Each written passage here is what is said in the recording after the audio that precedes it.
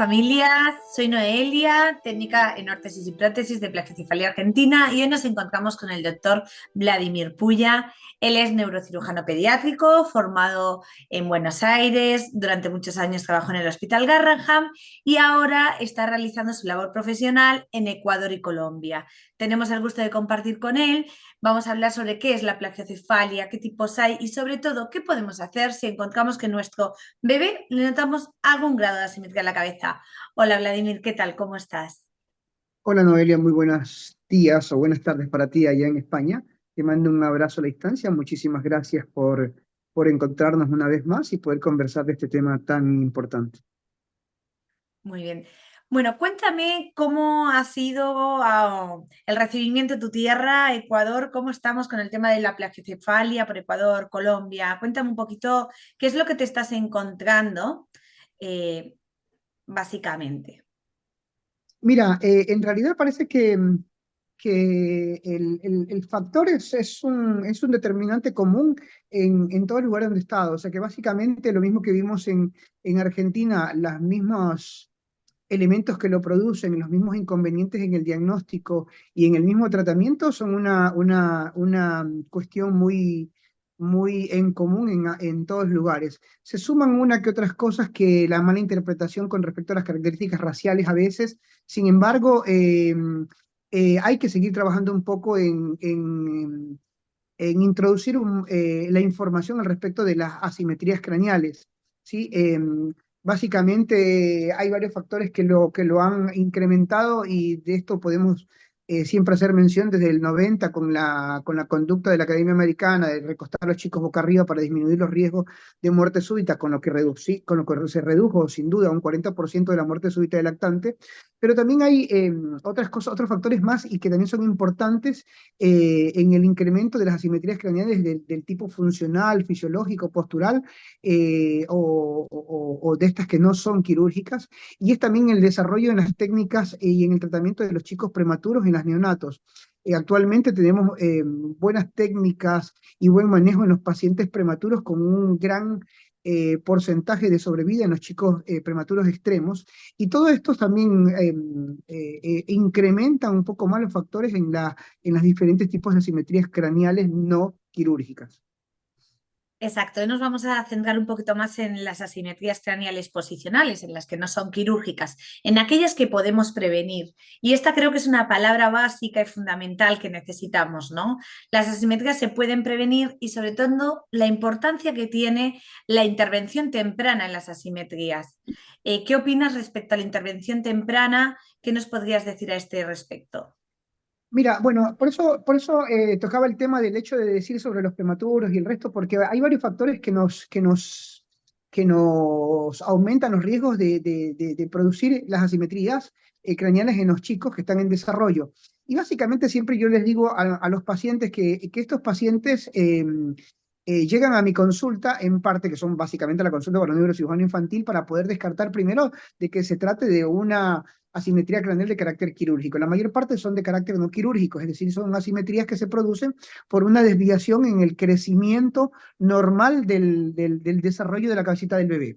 Bien, ¿y cómo lo vamos a trabajar y cómo lo detectamos? Entonces hay que comenzar a buscar factores desde mucho tiempo antes de que nos llegan el paciente a la consulta, poder determinar si son pacientes prematuros, que son los de mayores riesgos, porque son pacientes que generalmente permanecen en una incubadora con poco movimiento, poca estimulación, bajo peso, muy lábiles y tienden a estar en una misma posición por largos periodos. Entonces, esto crea que esta posición que tiene su cabecita sobre un sitio en su incubadora, eso contenga el desarrollo en ese lugar de la cabeza y comience a crecer desviadamente. Eso con respecto a los pacientes prematuros, que permanecen tiempo en incubadora, pero también los pacientes que no son prematuros y que se van a la casa una vez que nacen a las 24, 48 horas y con ciertas pobrezas en las pautas madurativas que se le proporcionó el servicio médico en el momento de mandarlos. O sea, si bien es cierto, hemos tomado la conducta desde la década de los 90, como lo había dicho, de indicar a que los pacientes permanezcan boca arriba para reducir las posibilidades de muerte súbita del lactante, también nos estamos quedando en algunas cosas, como por ejemplo, decirles también que hay que aumentar la estimulación en los bebés, rotarlo a un costado hacia el otro lado, para poder evitar que la cabeza permanezca largos periodos sobre un mismo sitio. Entonces parte desde ahí, desde el hecho de localizar detectar cuál es el problema en pacientes prematuros que permanecieron durante largo periodo y que a lo mejor es un poco inevitable el hecho de movilizarlos, pero también los otros pacientes que son nacidos a términos de los cuales sí podemos comenzar a trabajar un poco en la estimulación precoz y los movimientos de los bebés para evitar este tipo de situaciones. Básicamente buenísimo porque hay que resaltar esto, ¿no? Cuando somos mamás, como mamá hablo, cuando llegas con el bebé a casa son un montón de cosas nuevas, un montón de cosas que vas haciendo todo lo que puedes, escuchas a todos y vas incorporando. Pero al igual sí que es verdad que no tenemos la información o no sabemos el grado de importancia por desconocimiento, que no tenemos la obligación como mamás tampoco de saberlo, de la importancia de rotar la cabecita. Entonces, como madres tenemos la tendencia de agarrar, si somos diestros, al bebé con la izquierda para que la derecha nos quede libre y poder seguir haciendo cosas, o al revés, ¿no? Como que la mano dominante siempre libre. Entonces eso provoca que el bebé apoye siempre del mismo lado. A la hora de dormir lo ponemos en la posición que vemos que está como más calladito y más cómodo, y no lo rotamos porque lo que queremos es que duerma un poco más. Luego, con el paso del tiempo, ¿no? Vas viendo de que, wow, aquí empieza a pasar algo y quieres compensar. Entonces, tener esta información previa como una información más, al llegar a casa es buenísimo porque uno presta atención en cómo lo hace y le va a poder ayudar al bebé en el aspecto de poder prevenir una asimetría. No, lo que tú dices en realidad es muy importantísimo porque la verdad es que nosotros como tenemos la medicina, la tomamos en el momento que ya estamos a la puerta de cualquier alteración, de cualquier enfermedad. Y la verdad es que lo ideal sería la prevención de todo esto. De hecho, y más allá, el sistema médico no está formado ni preparado para proporcionar una medicina preventiva. Y en realidad lo que debería ser correcto es que los padres, antes de que comiencen a ser padres, deberíamos tener contacto ya con algunos médicos. De hecho, no tan solo con el ginecólogo, como debería ser, con la partera, como se dice en Argentina, o con el obstetriz, como se dice en mi tierra, eh, para que les enseñen una buena técnica de lactancia, en el caso de las madres primerizas sobre todo, aunque he visto madres multigestantes, multíparas, que todavía no tienen una buena técnica de alimentación y de lactancia, que cada vez que llegan a mi consulta y que de repente se sacan por completo porque soy el neurocirujano y les pregunto un montón de cosas que a lo mejor ni siquiera esperaban que les voy a preguntar con respecto, por ejemplo, a la técnica de lactancia. Entonces yo les digo, ¿y cuánto tiempo le dan de lactancia? Y a los 30 minutos me dicen, no, me duele la espalda, porque hay un lema con respecto a la lactancia, es que la lactancia debería ser placentera. Entonces, cuando la lactancia no es placentera, no la estamos haciendo adecuadamente. Entonces, pero obvio, esta madre en un embarazo no le controlaron que tuviera desarrollo de los pezones, así que no tiene unos buenos pechos para alimentarse, no le dieron una buena técnica de lactancia, cómo se va a ubicar para poder tener el bebé mientras lo está alimentando. Y esto estamos hablando de los bebés, hasta el momento un bebé totalmente sano, un bebé nacido a término. Y después, bueno, los diferentes tipos de movimientos que tendríamos que ver cómo lo vamos a estimular. Aquí, perdón, hago un paréntesis, discúlpenme que vengo con estos días con unos trastornos respiratorios. Cierro el paréntesis. Entonces, lo importante en realidad es que todos estos chicos deberían irse a la casa, pero con 200 medidas más o menos así, para que los chicos podamos tener un buen desarrollo, que es, reitero, el hecho de la lactancia, cómo agarrar el bebé, en qué lugar de la posición de la cama va a estar durmiendo. Yo no estoy ni a favor ni en contra de que los chicos estén durmiendo dentro de la cama de los padres, porque es una realidad, está pasando y esto no podemos negarlo, pero hay que tomar las medidas al respecto de esto. Así que el bebé está durmiendo con la mamá y con el papá, ¿hacia qué lado lo tienen puesto? Son muchas preguntas que yo les hago cuando llegan a la consulta y entre esos está esto. ¿Están durmiendo en la cama de ustedes? Si duermen en la cama de ustedes, les aconsejo de que cambien la cabecera de un lado para el otro para que el chico pueda estarse volteando en los diferentes ubicación de la cabecita. Si la cuna la tiene a un costado, hacia qué lado está la ventana, porque la ventana y la luz es una fuente de estimulación para los bebés y ellos tienden a mirar el lugar de la luz, el lugar donde tienen la televisión por el audio que tienen. Hay varias cosas, muchas cosas que uno tiene que estar tomando en cuenta para que los chicos no tengan largos periodos sobre una misma posición y la cabecita descansando y aplanándose sobre ese mismo lado. Seguiremos trabajando en la prevención, ya que creemos que es el punto básico. Otro ejercicio importante, Vladimir, a ver si me acompañas en esto o tengo razón, es que los bebés, aunque sean pequeñitos, tienen que pasar mientras están despiertos, bajo vigilancia de un adulto, tiempo boca abajo, para poder fortalecer también sus músculos del cuello y de la espalda. ¿Qué opinas respecto a esto? Porque cuando tenemos un bebé tan chiquitito, a veces nos dicen, no, no, no, solo boca arriba. Sí, solo boca arriba mientras está durmiendo. Pero ¿es aconsejable que el bebé pase ratitos boca abajo bajo vigilancia de un adulto en los primeros meses de vida, cuando tiene 3, 4 meses, para fortalecer la musculatura?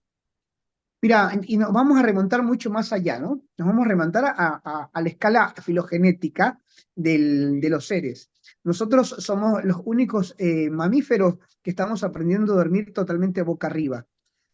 Nosotros como mamíferos estamos diseñados biológicamente en realidad para dormir boca abajo. Eso nos hace más exploradores y estimula mucho más a nuestro cerebro.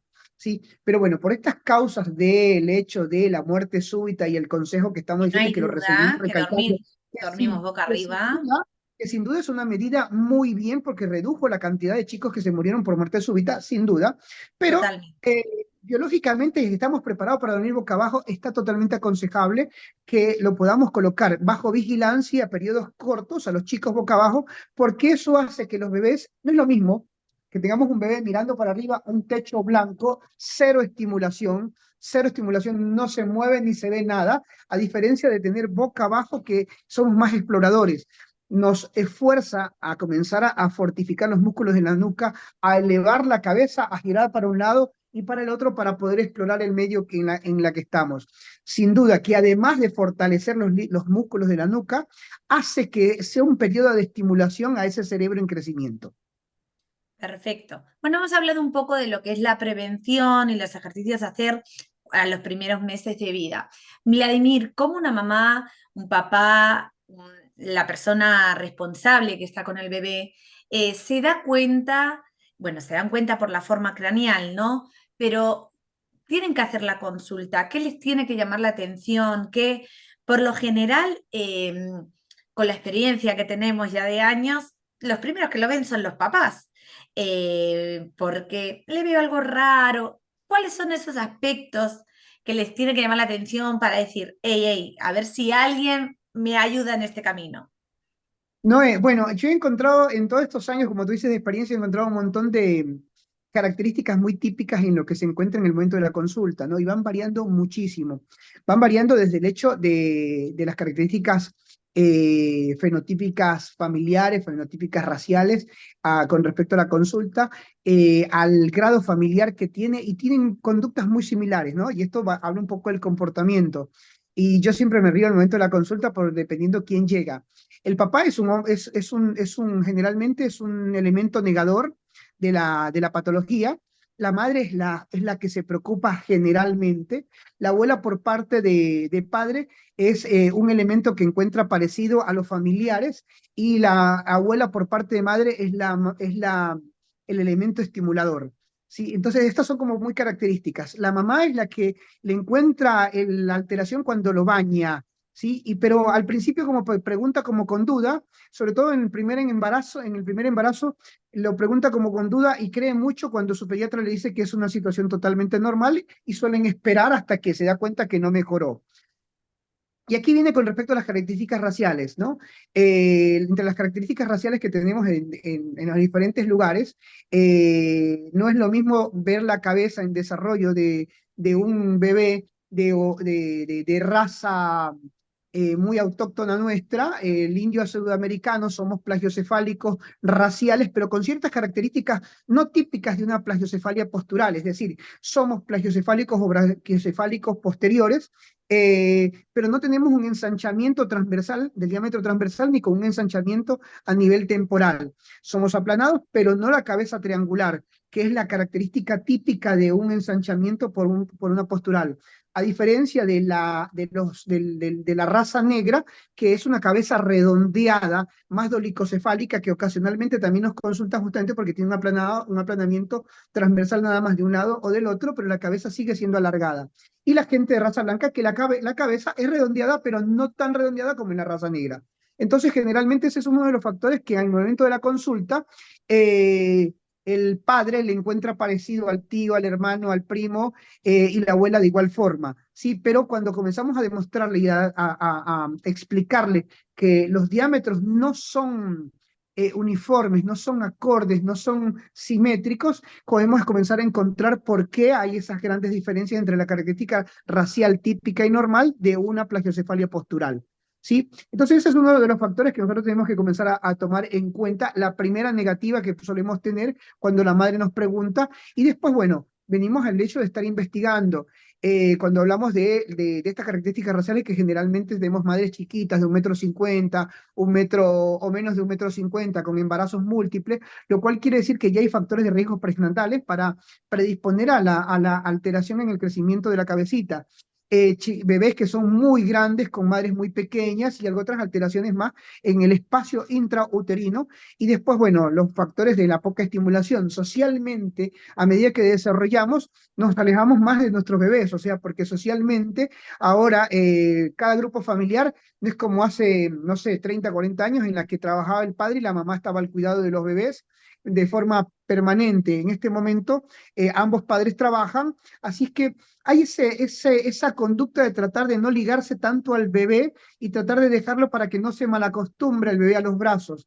Y eso ya es un factor de riesgo. Bebé que permanece mucho tiempo con poca estimulación porque ambos padres trabajan y tratan de no de malacostumbrarlo, entre comillas, a estar en brazos para que no sufra supuestamente, pero ese es un chico que generalmente come mucho y permanece mucho tiempo recostado. Es otro factor de riesgo para poder tomarlo en cuenta, que es lo que tenemos que trabajar en el hecho de la estimulación, mayor cantidad de brazos, al momento de bañarlo, poder considerar de verle desde arriba la cabecita y poder comenzar a trabajar tempranamente en la estimulación. Perfecto, Vladimir. Has comentado algo que me parece muy interesante, que son los diferentes tipos de forma craneal. Por ahí nosotros lo tenemos como muy incorporado, pero yo creo que sería interesante como que hagamos una pequeña descripción de los 3 tipos de asimetría que más nos encontramos en consulta, para que en algún momento que lo esté viendo la mamá y diga, ¡ay! Esto se parece mucho a la cabecita de mi bebé, eso que yo decía que veo algo raro. ¿Qué te parece si hablamos un poco de los típicos, las típicas formas craneales que nos encontramos en consulta, como para ver si se pueden identificar sus características? Si te parece, pongo alguna imagen y Me, comentamos, me ¿sí? parecería También increíble. cabe destacar que ninguna cabeza es igual a la otra. ¿Por qué? Porque la simetría craneal se da dependiendo de cómo el bebé apoya la cabecita, ¿no?, sobre la superficie más rígida. Entonces, las imágenes son imágenes de bebés que hemos tratado, se pueden parecer a otros bebés, pero nunca la forma va a ser exacta. ¿Esto es así, Vladimir? Así es, así es. Bien. Si tienes las imágenes ahí, las vas pasando y te voy diciendo. Ah, Sí, perfectísimo. Bueno, ahí vamos a compartir un momentito. Vamos a tenemos poner. que, tenemos que partir desde la base del hecho de decir que la cabeza, sin ser redonda, porque es media ovalada naturalmente por la configuración del cerebro, y que la cabeza crece en base al desarrollo del cerebro. Nuestra cabeza crece porque el cerebro crece, ¿sí? Entonces, cuando el cerebro encuentra un bloqueo en su desarrollo en una dirección, comienza a compensar ese crecimiento en otra dirección contraria. Y así tenemos entonces, dependiendo del lugar donde cómo se estén apoyando. Y en el primero de los casos que tienes allí, yendo de izquierda a derecha, tenemos la más típica, que es la plagiocefalia posterior, en la que el bebé permanece recostado sobre un lado de la parte posterior de la cabeza. Es suficiente con que pocas horas, durante pocos días, permanezca para que un leve aplanamiento de este lugar conlleve, rompa la armonía del crecimiento de la cabeza, y posteriormente, que ya que no tenemos un círculo, sino que una parte aplanada, la cabeza comienza a caer posteriormente siempre sobre el mismo lugar, y esto prolonga y empeora el aplanamiento. Este aplanamiento, que es el más típico, que es la plagiocefalia unilateral posterior, se acompaña de algunas características muy típicas, además del aplanamiento que está en la parte posterior.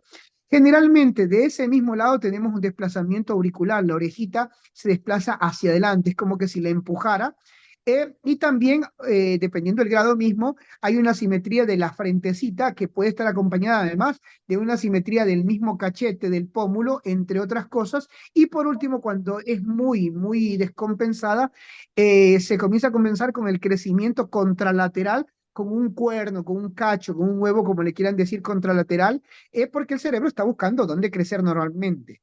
¿Sí? Exacto, Entonces, Vladimir. ahí está. Ahí te he Sí. puesto una como para que podamos ver el tema de las orejitas que me indicabas. En este bebé se ve bien como él tiene una plagiocefalia derecha, tiene una plagiocefalia también anterior. Entonces vemos como la orejita derecha está más avanzada, la podemos ver más que la orejita izquierda. Y si miramos desde arriba vemos muy bien la protuberancia frontal. Sin embargo, en el caso que estábamos viendo anteriormente, que hablamos la vista desde arriba de la cabecita, acá en consulta nos encontramos mucho a la mamá que nos dice, es que yo le noto como que tiene un chichón, atrás tiene un chichón, ¿no? Que le dicen, o un huevito, ¿no? ¿No te pasa en consulta?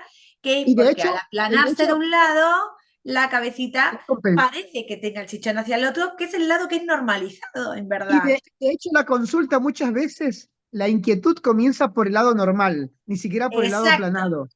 A eso me refería, ¿no? A hablar de esto que Así. es tan común. O en la frente, parece, a veces me dicen, es que parece como que se ha golpeado de un lado, ¿no? Y no es así, es típico de la simetría.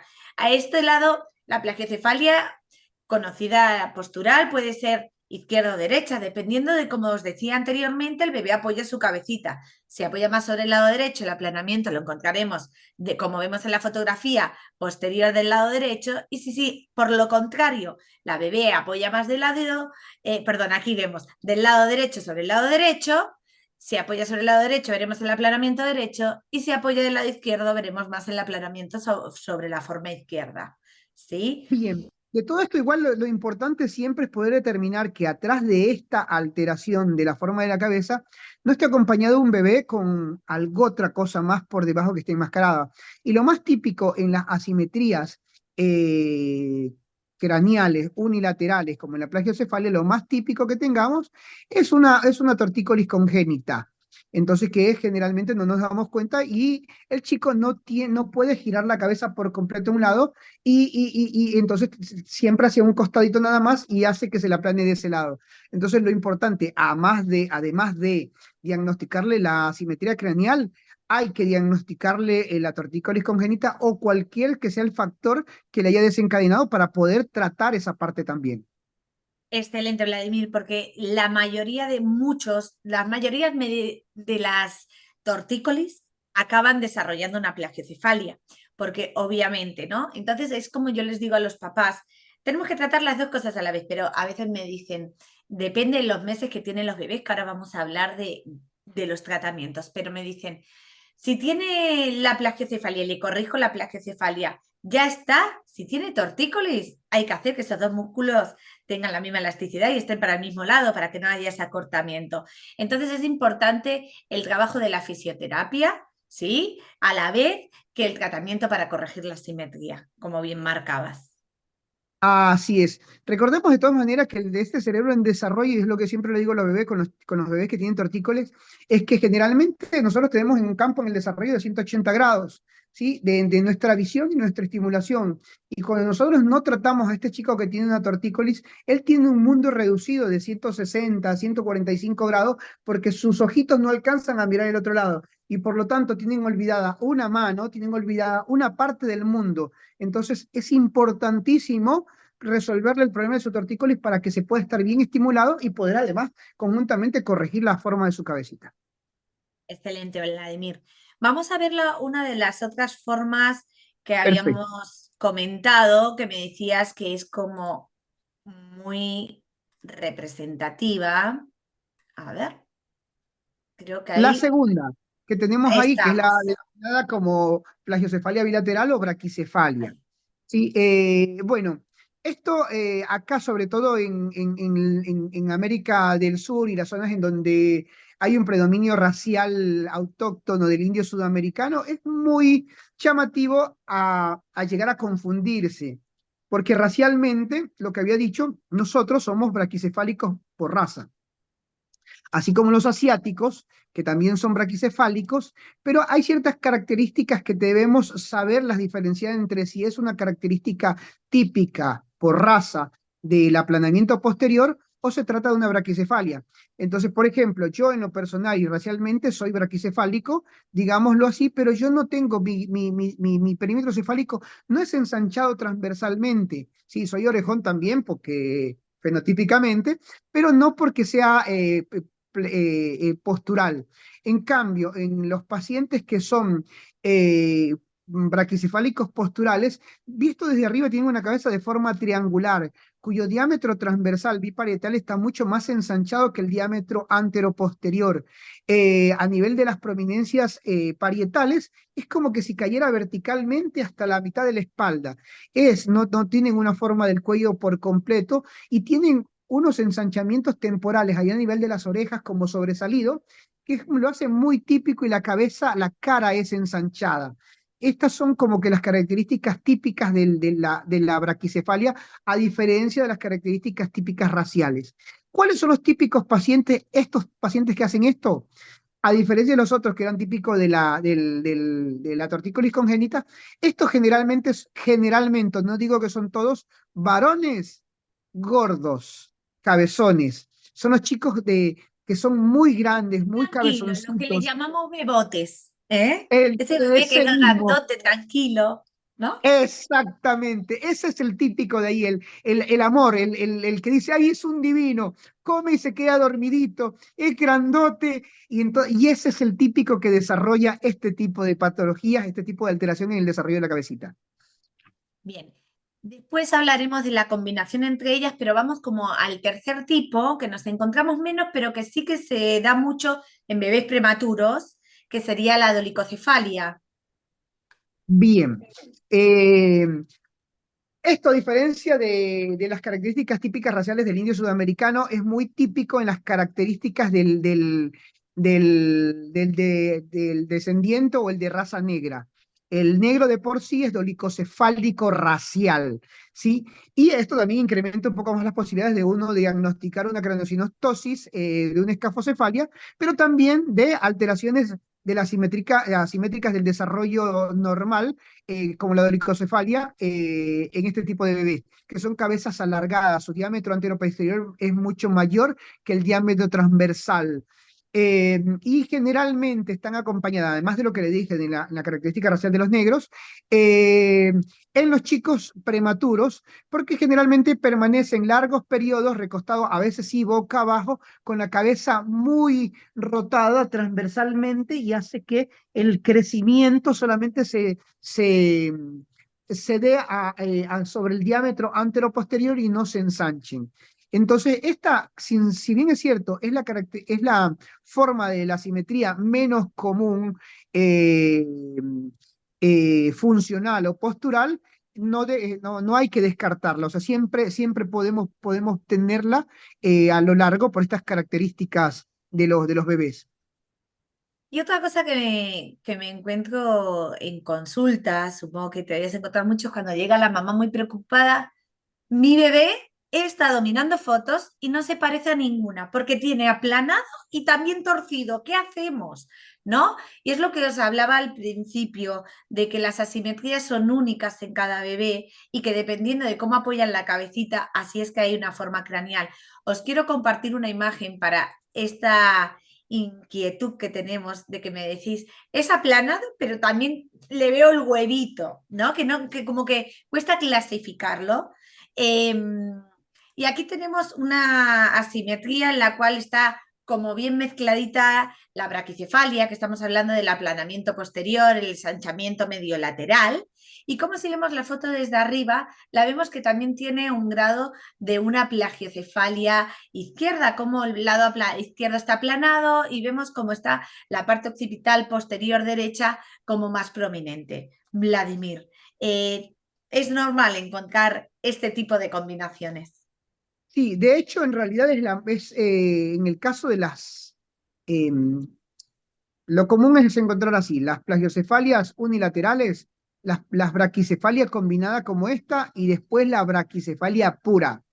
¿sí? Esta es la segunda más común, ¿sí? Son chicos que permanecen recostados sobre largos periodos, sobre ambos lados, pero que en cierto momento comenzaron a rotar hacia un costado y presionan la cabeza, además del bilateral, sobre un lado. Hay una braquicefalia con una plagiocefalia a predominio de uno de los dos lados.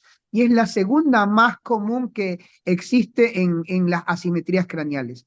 Es decir, estos chicos tienen la cabeza aplanada atrás, pero hay predominio del aplanamiento sobre uno de los dos lados, derecho o izquierdo.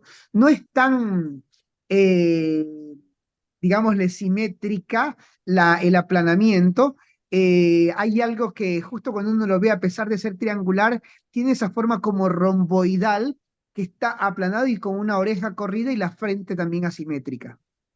Perfecto, Vladimir. Creo que aquí hemos dado un poco las formas craneales como para que si alguna mamá baña a su bebé, mira al bebé y diga, ay, sí, me identifico. Y estamos en ese punto, ¿no? Somos la mamá, estamos con el bebé, identificamos que hay algo que nos llama la atención. Vladimir, ¿cómo actuamos? ¿Cómo son los pasos a seguir? ¿Qué hacemos? Creo que acá tenemos que diferenciar un poco a qué edad, ¿no? Detectamos eso que nos llama la atención. Por ejemplo, si tengo un bebé de 2 meses, vamos al mejor caso, que es, eh, no es el más común, pero pasa, porque el más común se suele detectar un poco más mayores, pero tenemos un bebé con 2 meses y hay algo que nos llama la atención. ¿Cómo actuamos, Vladimir? Bueno, en realidad vuelvo a recalcar que la forma de actuar lo correcto sería que no pasara, ¿no? Lo correcto sería que no tuviésemos este tipo de pacientes porque deberíamos tener una buena cadena de información desde antes que nazca el bebé. Es decir, que una madre debería asistir a una consulta prenatal de su pediatra, el cual debería tener estas ideas totalmente claras, y de su ginecólogo al respecto de cómo van a ser los primeros días de desarrollo del bebé, una vez que, si todo sale normal, estamos hablando de un bebé nacido a término, se lo van a llevar para la casa, cómo van a ser los diferentes tipos de estimulación que vamos a hacer, los movimientos y las técnicas de lactancia. Eso Esto es lo debería ser, ideal y a lo que eso vamos a sería, trabajar para un futuro. Pero la exactamente, esto realidad que sería. nos encontramos hoy, estamos un poco Bien, alejados de eso. y ahora caemos a la realidad. Si bien es cierto, la mayor parte de los pacientes que nos llegan un poquito más tarde, que nos llegan a nosotros, la Sí, exacto. realidad es que esos mismos pacientes nos llegan a nosotros tarde, pero ya han venido consultando. El 80 al 90% de los pacientes que nos llegan a nuestra consulta tienen un historial de que le han preguntado desde el segundo o tercer mes al pediatra sobre respecto a la simetría craneal. Entonces siempre generalmente caemos en lo mismo, en la que hay ese tiempo de la espera, no pasa nada, vamos a esperar, cámbialo Se de va a corregir postura nada solo. más, perdón, Se va a corregir solo, también es otra se va a corregir respuesta. solo, exactamente. Entonces, esto no es tanto así. Una vez que se rompe la armonía del crecimiento de la cabecita, no importa que lo cambies de posición, está creciendo. Hay que tomar medidas más, de forma más activa para que se pueda corregir. Entonces, si bien es cierto, cuando nosotros comenzamos eh, a determinar este tipo de cosas y tuviésemos unas buenas pautas en decirles a los padres que esto es una de las posibilidades que podría estar pasando, seguramente los padres tendrían mucho más ojos también en poder determinarlo cuando comienza a pasar, para poderle cambiar este tipo de cosas. Y nos pasa a todos, o sea, mi hija la menor tuvo una plagiocefalia tremenda, hija del neurocirujano. Cuando me di cuenta, claro, que me caí por completo porque dije, ay, se me está torciendo la cabeza. Bueno, la agarramos a tiempo, al mes de vida, y pudimos corregirle su cabecita por completo, porque suele pasar este tipo de cosas. Esto no es una cuestión de descuido, ni mucho menos, pero puede pasar porque de todas maneras nos faltan algunas cosas en las pautas. Bien, ¿cómo le solemos determinarlo? Y el primero es no tratar de buscarle parecidos a nadie. Es lo primero que tenemos que, que, que tratar de pensarlo. El bebé tiene un solo tiempo en la vida, de pocos meses de vida, y eso no se vuelve a repetir. Si no le corregimos a tiempo, no tenemos otra oportunidad para corregirle. Sí, así que no tenemos que encontrar, y está bueno consultar en el momento. Casi siempre los padres se dan cuenta cuando los bañan, cuando el cabello le cae, sobre todo cuando tienen mucho cabello, y ahí se dan cuenta la diferencia de la forma de la cabecita de los bebés. ¿Qué es lo que tenemos que hacer cuando son bebés muy pequeños? Y es el cambio postural y la estimulación. Bien, entonces en los bebés muy pequeños, en la que yo les pregunto cómo es la técnica de lactancia, cómo tenemos, les corrijo toda la técnica de lactancia, cómo vamos a hacer para recostarlo, los consejos de forma activa con respecto a hacerle el nidito y ponerlo de un lado y del otro. Si ya tenemos un leve aplanamiento, lo mando a recostar sobre el lado contralateral y lo controlo en 2 semanas para ver cómo estamos, porque si lo dejo de largo, cuando vengo a tener un control, tengo aplanado del otro lado y corregido el lado que tenía previamente. Eh, y así que luego yo les digo, para que los padres no se confundan, es que los días pares duerman del lado derecho, los días impares duerman del lado izquierdo y así lo vamos controlando, cosa que tenemos de una mejor forma. Mientras tenemos menos de 3 meses, es muy fácil, entre comillas, poderlo llevar porque es un bebé con pocos movimientos y lo podemos colocar lateral mientras está descansando. Pero hay que recordar que nosotros tenemos hijos, además de perpetuar nuestra especie, es para poder crecer como seres humanos. Vladimir, he perdido tu audio. Y es que es uno de los elementos que hay que tener parte de la estimulación. Los bebés tenerlos en los brazos es parte de su estimulación, hablarles y todo, cantarles, moverlos, rolarlos mientras estamos, y esto es parte de lo que nosotros tenemos que hacer normalmente. ¿Sí? Bueno, esto es lo Por otro ideal lado, cuando nos encontramos así. al bebé pequeñito de antes de los 4 meses y hacemos ejercicios de posicionamiento, control funcional y vemos cómo evoluciona. Bueno, doctor, como bien nos decía, nos estabas hablando de los bebés más pequeñitos, pero ¿qué pasa con los bebés que ya tienen una edad más avanzada? Nos encontramos en consulta al bebé de 5 meses para arriba con una asimetría persistente después de que han puesto en práctica ejercicios de posicionamiento, pero vemos que tenemos un bebé de 5 meses con un grado de asimetría moderado severo y que los ejercicios no han llegado a dar el resultado que necesitamos. ¿Qué opciones tenemos como papás? ¿Qué podemos hacer? Bueno, ya no estás diciendo del paciente que de por sí le hiciste las actividades y los ejercicios. Ese en el mejor de los casos, pero también de la mano va el paciente que no tuvo la posibilidad de tener estos ejercicios, que en realidad es la mayor parte de nuestros pacientes. La mayoría de nuestros pacientes llegan quinto, sexto mes, después de haberla peleado entre un lugar y otro en la que no se le tomó las pautas como correspondiente. Bueno, después de los 4 meses y medio, en realidad 4 meses, los chicos comienzan a darse ya vuelta sobre la cama, y es decir, que mantenerlos en un solo sitio es prácticamente imposible. Entonces, después del quinto mes, ya hay que tomar una actitud mucho más activa para el tratamiento de la simetría craneal, además de la estimulación, además de determinar lo de la tortícolis, además de determinar varias otras cosas más, como por ejemplo determinar si tiene algún grado de hipotonía o no la tiene, que todas las pautas las tenga acorde. Además de toda esa cantidad de cosas, ya no podemos estar trabajando con un bebé de forma tan pasiva con los cambios posturales. Y es a partir de acá que lo más aconsejable en este momento es iniciar un tratamiento ortésico, un tratamiento con un casquito. Bien, y aquí tenemos que determinar alguna cosa, y es porque cuando le decimos a los padres este tipo de cosas, de repente dicen un casco, porque hay muchos piensan o asocian que el casco es un sistema de compresión de la cabeza. Yo siempre les explico que el casco hace lo mismo que hace la cama sobre la cabecita del bebé que se le torció. Es decir, la cama no aprieta la cabeza, no nos aprieta la cabeza. Bueno, en la órtesis craneal actúa de la misma forma, no es que aprieta la cabeza. La órtesis craneal o el casquito es un sistema de corrección ortésico contensivo, no compresivo. Es decir, se mantiene en un lugar en contacto con la piel sin hacer compresión y permite o da espacio a los lugares que debería crecer la cabeza. Nosotros cuando enviamos a hacer, y bueno, y esto obviamente que tú más que yo lo sabes, que una vez que nosotros tomamos la muestra de la cabecita del bebé, determinamos cuáles son la asimetría que tiene y cuál es el equivalente de la cabecita que debería de tener. Y en base a eso se construye o se fabrica una órtesis craneal que le permite contener el crecimiento anómalo y le permite espacio en donde debería de crecer. Eh, Es uno Más de allá los de... miedos, perdona, ¿Perdón? es Sí, uno de sí. los miedos que más nos dicen los papás. ¡Ay, pobrecito, le va a doler! No, la ortesis craneal, los cascos no duelen. Eso es súper importante saberlo porque no apretan la cabecita. Lo que hacen es redirigir el crecimiento. Lo que le va a crecer le dice para qué lado necesitamos que vaya, que hay espacio, pero no es que apretamos. Eso sí que es importante que los papás lo sepan. Y después otra cosa muy importante es las tecnologías. Hoy en día ya no estamos en los años 70, en los cuales hacían un molde de yeso para la cabecita. Hoy en día tenemos que aprovechar la tecnología para su buen uso y para poderla poner a nuestros pacientes en uso, ¿no?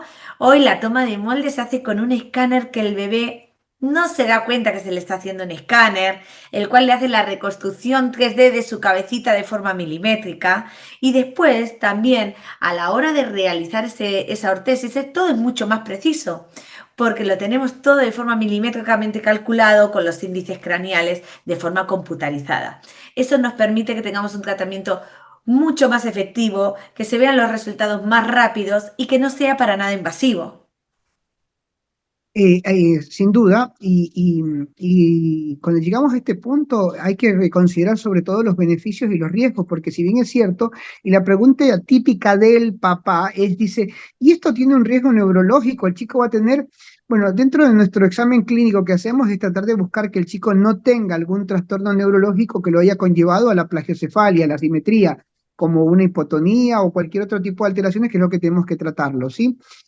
Si esta condición de la plagiocefalia en un niño sano per se puede producir una alteración neurológica, no. Yo siempre les aclaro, si después de un tiempo el chico presenta alguna alteración neurológica, convulsión, retraso madurativo, retraso mental, alguna otro tipo, cualquier alteración que se nos pueda ocurrir, no tiene nada que ver con la plagiocefalia. Sin embargo, hay un montón de factores y de, y de, y de trastornos funcionales que produce la plagiocefalia que no son menos importantes, no neurológicos, pero no menos importantes. Y entre ellos tiene que el hecho de que se desvíe la cabecita, ¿sí? Que el aplanamiento de un lado o de los dos, primero cambia la dirección de los conductos auditivos, ¿sí? La orejita cuando se desplaza por completo, no porque se mueve tan solo el pabellón auricular, sino todo el huesito que transforma la dirección normal del conducto auditivo y la pone en una posición diferente que lo hace más propenso a que pueda tener infecciones del tracto auditivo externo.